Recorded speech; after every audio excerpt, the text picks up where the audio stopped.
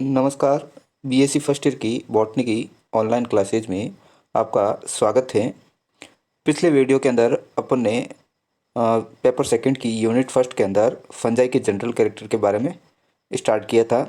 उसके अंतर्गत अपन ने उसके हैबिटेट, सेलुलर स्ट्रक्चर और उसके अंदर पाए जाने वाले स्टोरेज फूड मटेरियल के रूप में स्टोरेज फूड मटेरियल के बारे में पढ़ा था। इसके अलावा फंजाई के अंदर पाई जाने वाली फ्लैजिला के बारे में भी पढ़ा था, जिसके अंदर देखा था कि फंजाई के अंदर दो प्रकार की फ्लैजिला पाई जाती हैं, टेंसियल फ्लैजिला और विप्लेस फ्लैजिला। आज की इस वीडियो के अंदर अपन पढ़ेंगे जो फंजाई होते हैं उनके कुछ कवक तंतु रूपांतरित होकर विशिष्ट संरचनाएं बनाते हैं। उन विशिष्ट संरचनाओं के बारे में अध्ययन करेंगे। तो अपन शुरुआत करते हैं। जो कवक तंतु होते हैं वो रूपांतरित होकर जो संरचनाएं बनाते हैं, उनमें से सबसे पहले अपन पढ़ेंगे दीर्घ ऊतक या प्रोजेन कायमा के बारे में। तो इस प्रकार के संरचना में जो कवक तंतु परस्पर समानांतर क्रम में शिथिल रूप से व्यवस्थित रहते हैं, और इसमें जो कवक तंतुओं को अपन आसानी से आइडेंटिफाई कर सकते हैं। इसका डायग्राम आपके सामने दे रखा है।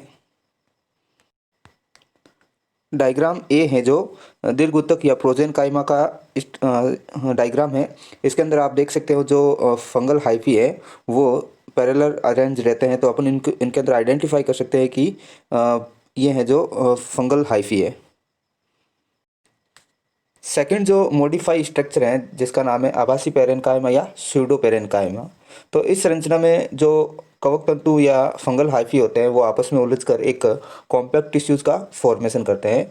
इस स्ट्रक्चर के अंदर अपन फंगल हाइफी को आइडेंटिफाई यानी कि अलग अलग रूप से आइडेंटिफाई नहीं कर सकते हैं। डायग्राम बी है जो स्यूडो पेरेन्काइमा का डायग्राम है। इसके अंदर जो फंगल हाइफी है आपस में कॉम्पैक्टली अरेंज्ड है। तो अपन इसके अंदर आइडेंटिफाई नहीं यानी कि फंगल हाइफी को आइडेंटिफाई नहीं कर सकते हैं। थर्ड जो कवक तंतु या फंगल हाइफी का जो मॉडिफिकेशन है जिसका नाम है तंतु जटा या राइजोमॉर्फ। तो इस संरचना में जो फंगल हाइफी होती है, बहुत सारी फंगल हाइफी हैं जो दृढ़बद्ध रूप से व्यवस्थित होकर जड़नुमा संरचना बनाते हैं, जिसे तंतु जटा या राइजोमॉर्फ कहते हैं। इस तंतु जटा या राइजोमॉर्फ में कवक तंतु की तुलना में संक्रमण की सबसे ज़्यादा क्षमता होती है। यानी कि अगर एक सिंगल फंगल हाइफी जितना किसी प्लांट या एनिमल सेल्स को इन्फेक्ट नहीं कर पाती, उन उससे ज़्यादा है जो ये तंतु जटा या राइजोमॉर्फ है जो इन्फेक्ट कर सकते हैं। सी डायग्राम है जो ये राइजोमॉर्फ का है। इसके अंदर जो फंगल हाइफी है वो दृढ़ रूप से अरेंज रहते हैं और एक जड़नुमा स्ट्रक्चर बनाते हैं। तो सी पार्ट है उसको बोलते हैं फंगल हाइफी है जो अरेंज होकर राइजोमॉर्फ का फॉर्मेशन करती है, यानी कि जड़नुमा संरचना बनाती है। फोर्थ जो फंगल हाइफी का मॉडिफिकेशन है जिसका नाम है स्क्लेरोसियम। ये इस संरचना के अंदर जो फंगल हाइफी होते हैं यानी कि फंगल हाइफी की गोल चपटी दृढ़ और आभासी पेरेन्काइमी संरचना है, और ये कवक की विश्राम अवस्था या रेस्टिंग स्टेज को दर्शाती हैं। इस संरचना के अंतर्गत अंदर मोनिटोल, ग्लाइकोजन, लिपिड आदि फूड मटेरियल का स्टोरेज रहता है। प्रतिकूल परिस्थिति या अनफेवरेबल कंडीशन में ये संरचना या स्क्लेरोसियम है जो सुप्त या डोरमेंट स्टेज में रहती हैं, जबकि फेवरेबल कंडीशन आती हैं तो ये अंकुरित होकर नया कवक जाल या न्यू माइसीलियम का फॉर्मेशन करती हैं। यदि कोई उचित परपोषी या होस्ट सेल इस स्ट्रक्चर को नहीं मिल पाती तो ये जो चिरस्थायी अंग के रूप में भी कार्य करती हैं। आपके सामने जो ई डायग्राम है इसके अंदर ये स्क्लेरोसियम को शो करती हैं। तो स्क्लेरोसियम है जो एक रेस्टिंग स्टेज को शो करती है, फंगल की रेस्टिंग स्टेज है, और ये अनफेवरेबल कंडीशन में तो डोरमेंस स्टेज में रहती है, जबकि फेवरेबल कंडीशन में जो जर्मिनेट होकर न्यू माइसीलियम का फॉर्मेशन करती हैं। नेक्स्ट जो फंगल हाइफी का मॉडिफिकेशन है जिसका नाम है असगांग या एप्रिसोरियम। तो इस प्रकार की संरचना में क्या होता है, जो परजीवी कवक का कवक तंतु होता है वो किसी होस्ट सेल के जिस बिंदु से उसके कांटेक्ट में आता है वहाँ उस बिंदु पर एक सूक्ष्म गोलाकार संरचना बन जाती है जिसे असगांग या एप्रिसोरियम कहते हैं। और ये परपोषी को क्या करती है, कवक से चिपकने में सहायता प्रदान करती हैं।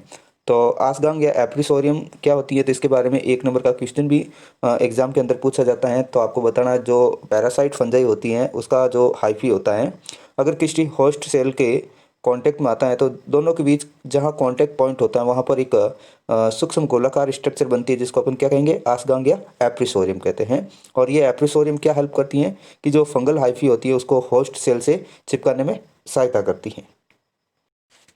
आपके सामने जो आसगांग या एपिसोरियम का डायग्राम दे रखा है। तो ये है जो होस्ट सेल हैं और इस होस्ट सेल के अंदर जो ये फंगल हाइफी है, ये होस्ट सेल की सरफेस पर एक सूक्ष्म गोलाकार संरचना बनाती है और उसके थ्रू है जो होस्ट सेल की अंदर एंटर करती है। तो ये इन्फेक्शन हाइफी है और इधर ये जर्म ट्यूब दे रखी है, यानी कि जो स्पोर होता है वो जर्मिनेट होकर हाइफी बनाता है और हाइफी है जो होस्ट सेल के अंदर एंटर करती है। तो यहाँ पर एक रेड कलर की ये जो स्ट्रक्चर दे रखी है, तो ये एपिसोरियम को शो करती हैं। नेक्स्ट जो फंगल हाइफी का मॉडिफिकेशन है जिसका नाम है चूसकांग या होस्टोरिया। तो जो अविकल्पी परजीवी कवक होते हैं वो होस्ट सेल से भोजन ग्रहण करने के लिए विशेष प्रकार की अंतरकोशिक संरचनाएं बनाते हैं जिन्हें चूसकांग या होस्टोरिया कहते हैं। और ये जो संरचना होती हैं ये गठीली, गोल और मूलाभास नुमा संरचना होती हैं। तो इसमें आपको ध्यान रखना अविकल्पी जो परजीवी या ऑब्लिगेट पैरासाइट क्या होते हैं। तो ऐसे परजीवी कवक जो जिनको पोषण के लिए जीवित जो प्रोटोप्लास्ट होता है उसकी आवश्यकता जरूरी होती है, यानी कि अनिवार्य होता है। यानी कि ऐसे जो फंगस होते हैं वो जो सड़े गले कार्बनिक पदार्थों से पोषण प्राप्त नहीं कर पाते हैं, उनके लिए सिर्फ और सिर्फ जीवित प्रोटोप्लास्ट होना चाहिए या जीवित सेल्स होनी चाहिए।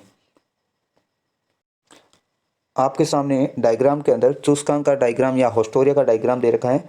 तो ये नीचे की तरफ होस्ट सेल है और इस होस्ट सेल के अंदर फंगल हाइफी एंटर करके एक अंतरकोशिक संरचना बनाती है जिसको क्या बोलते हैं अपन, होस्टोरियम बोलते हैं। और इस होस्टोरियम के द्वारा ये फंगल हाइफी क्या करती हैं, होस्ट सेल से न्यूट्रिशन लेती हैं या पोषण प्राप्त करती हैं। नेक्स्ट जो फंगल हाइफी का मॉडिफिकेशन है जिसका नाम है कवक तंतुपास या हाइपल ट्रैप्स या इसको स्नेर भी बोलते हैं। तो इस प्रकार की संरचना में जो क्या होता है कि जो परभक्षी कवक के कवक तंतु होते हैं वो लूप नुमा जाल बनाते हैं, यानी कि एक फंदे नुमा स्ट्रक्चर बनाते हैं जिसे कवक तंतुपास कहते हैं। और ये कवक तंतुपास निमेटोड को पकड़ने में हेल्प करते हैं। इसके बाद में जो नेक्स्ट मॉडिफिकेशन आता है जिसका नाम है स्ट्रोमेटा या जिसको अपन पिट्ठिका भी बोल सकते हैं। तो ये गधेनुमा कायिक संरचनाएं होती हैं और इनके ऊपर फलन संरचनाएं बनती हैं। अब अपन नेक्स्ट पढ़ते हैं फंजाई के अंदर न्यूट्रिशन कैसे प्रोवाइड होता है।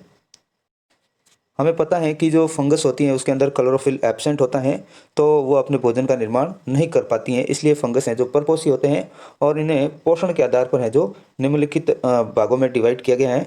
सबसे पहले अपन पढ़ते हैं परजीवी कवक या पैरासाइट फंजाई के बारे में। तो इस प्रकार की फंजाई है जो क्या करती है, पोषण के लिए पादप या जंतु कोशिका यानी कि प्लांट या एनिमल होस्ट सेल के ऊपर डिपेंड रहती हैं। और जो पैरासाइटिक फंजाई होती हैं ये दो प्रकार की होती हैं, अविकल्पी परजीवी और विकल्पी परजीवी। अविकल्पी परजीवी या ऑब्लिगेट पैरासाइट, तो इस प्रकार की फंजाई के लिए पोषण हेतु जीवित जीवद्रव्य अनिवार्य होता है, यानी कि ये मृत सड़े गले कार्बनिक पदार्थों से अपना पोषण प्राप्त नहीं कर पाती हैं। जैसे इसका एग्जाम्पल है रेवेनेलिया और पक्सीनिया। फिर इसका जो सेकेंड टाइप है जिसका नाम है विकल्पी परजीवी, विकल्पी मृतजीवी या फैकल्टेटिव सैप्रोफाइट। तो इस प्रकार के जो परजीवी कवक होते हैं अगर उनको जीवित होस्ट सेल नहीं मिल रही हैं, यानी कि जीवित परपोषी की अनुपस्थिति में ये क्या करती हैं, मृत कार्बनिक पदार्थों से अपना पोषण प्राप्त कर लेती हैं। जैसे एग्जाम्पल है अस्टिलेगो, टोलिपोस्पोरियम और स्पेसिलोथिक्का। नेक्स्ट जो फंगस का टाइप है जिसका नाम है मृतजीवी कवक या सैप्रोफाइट फंगस, यानी कि नाम से पता चल रहा है मृतजीवी कवक, यानी कि इस प्रकार की फंगस हैं जिनको पोषण जो मृत कार्बनिक पदार्थों से प्राप्त होता है, अर्थात ये हैं जो मृत कार्बनिक पदार्थों में उगती हैं या डेड ऑर्गेनिक मटेरियल के अंदर ये ग्रो करती हैं। ये भी हैं जो दो प्रकार की होती हैं, अविकल्पी मृतोपजीवी या ऑब्लिगेट सैप्रोफाइट। तो इस प्रकार की जो मृत कवक होती है या मृतजीवी कवक होती हैं ये सिर्फ और सिर्फ है जो डेड ऑर्गेनिक मटेरियल के अंदर ही है जो ग्रो होती हैं और ये किसी भी प्लांट या एनिमल सेल्स को इन्फेक्टेड नहीं कर पाती हैं। और इसका एग्जाम्पल है म्यूकर म्यूसिडो। तो अविकल्पी मृतोपजीवी या ऑब्लिगेट सैप्रोफाइट्स हैं जो सीधी जनरली कहाँ ग्रो होती हैं, सिर्फ और सिर्फ डेड ऑर्गेनिक मटेरियल के अंदर ही ग्रो होती हैं। इसके अंदर प्लांट या एनिमल सेल को इन्फेक्टेड करने की एबिलिटी नहीं होती। इसका जो सेकेंड टाइप है जिसका नाम है विकल्पी परजीवी या फैकल्टेटिव पैरासाइट। तो ये जो मृतजीवी कवक होते हैं अगर इनको डेड ऑर्गेनिक मटेरियल नहीं मिलता है तो ये प्लांट या एनिमल सेल्स को भी इन्फेक्टेड कर सकती हैं। और इसका एग्जांपल है फ्यूजेरियम और पाइथियम। तो इनमें जो प्लांट और एनिमल सेल्स को इन्फेक्टेड करने की एबिलिटी होती है, यानी कि ये इनसे न्यूट्रिएंट्स हैं जो ले सकते हैं। नेक्स्ट जो है वो है सहजीवी कवक या सिम्बायोटिक फंजाई। तो इस प्रकार की जो फंजाई होती हैं वो एनिमल या प्लांट सेल्स के अंदर सिम्बायोसिस फॉर्म में ग्रो होती हैं। और ये जो सिम्बायोटिक फॉर्म होती है उसमें दोनों कंपोनेंट्स को एक दूसरे से फ़ायदा होता है। और इसका एग्जांपल लाइकेंस और माइकोराइजा हैं। लाइकेंस हैं जो शैवाल और कवक का सहजीवी रूप हैं, जबकि माइकोराइजा हैं जो उच्च वर्गीय पादपों की जड़ और कवकों के बीच हैं, जो सहजीवी संबंध को दर्शाता है। जैसे आउटबीजी प्लांट होते हैं, उनकी जड़ों के अंदर माइकोराइजा है, ये फंगस हैं जो सहजीवी रूप में जीवन यापन करती हैं, और दोनों को एक दूसरे से बेनिफिशियल होता है। लाइकेंस के अंदर जो एल्गी होती हैं, वो उसके अंदर क्लोरोफिल प्रेजेंट होता है, तो वो फोटोसिंथेटिक रिएक्शन के द्वारा फूड का फॉर्मेशन कर लेती हैं। और यह जो बनने वाला फूड है वो फंजाई को प्रोवाइड करवाती हैं। बदले में फंजाई क्या करती हैं, सॉइल से वाटर और मिनरल का एब्जॉर्प्शन करके एल्गी को प्रोवाइड करवाती हैं। ठीक इसी प्रकार माइकोराइजा के अंदर जो रूट्स होती हैं वो प्रॉपर हैं, जो मिनरल्स का एब्जॉर्प्शन नहीं कर पाती हैं। तो जो फंगस होती हैं वो सॉइल से जो फंगस हैं वो सॉइल से वाटर और मिनरल्स का एब्जॉर्प्शन करके प्लांट की रूट को प्रोवाइड करवाती हैं। बदले में जो प्लांट्स होता है वो फोटोसिंथेटिक रिएक्शन के द्वारा जो फूड मटेरियल बनाता है, उस फूड मटेरियल को फंगस को प्रोवाइड करवाता है। अब कुछ फंगस के वंश होते हैं, उनके अंदर कवक जाल है जो दो प्रकार का होता है। एक होता है अंशकाय फलिक कवक जाल और दूसरा होता है पूर्णकाय फलिक कवक जाल। अंशकाय फलिक या यूकार्पिक जो माइसीलियम होता है, उसके अंतर्गत क्या होता है कि जो कवक के अधिकांश वंश होते हैं उसमें कायी कवक जाल का केवल एक ही भाग जनन इकाई बनाता है, और शेष कवक जाल है जो कायिक रहता है। तो इस प्रकार के कवक जाल को अपन क्या बोलेंगे, अंशकाय फलिक या यूकार्पिक माइसीलियम कहते हैं। पूर्णकाय फलिक या होलोकार्पिक, तो इसमें क्या होता है कि कवक के जो एक कोशिकीय के वंश होते हैं उसमें पूरी की पूरी जो कायिक कोशिकाएं होती हैं वो जनन इकाई के रूप में कार्य करती हैं। तो इस प्रकार के कवक जाल को अपन क्या कहेंगे, पूर्णकाय फलिक माइसीलियम या होलोकार्पिक माइसीलियम कहते हैं। नेक्स्ट वीडियो के अंदर पढ़ेंगे अपन फंगस के अंदर होने वाले रिप्रोडक्शन के बारे में।